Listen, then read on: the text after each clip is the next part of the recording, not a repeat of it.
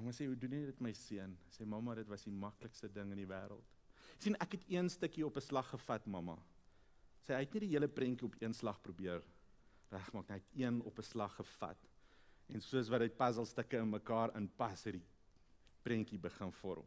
Maar hy sê, mamma, wat maklik was toe ek het omdraai die stukkies, toe sien ek, daar stukkies van 'n mens.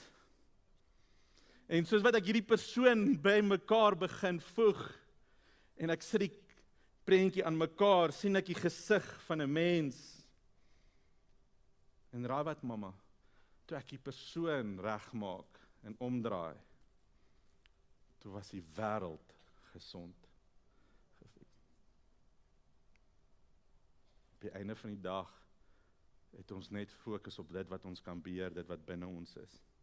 In die oomblik as ons aan onsself begin werk, en ons begin groei is tot op 'n punt waar die wêreld outomaties begin verander rondom ons.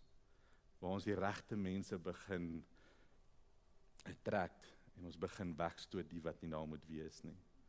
En ons begin die wêreld heeltemal anders te sien, en ons begin geleenthede raak sien. Die ding is net, dit begin by jou.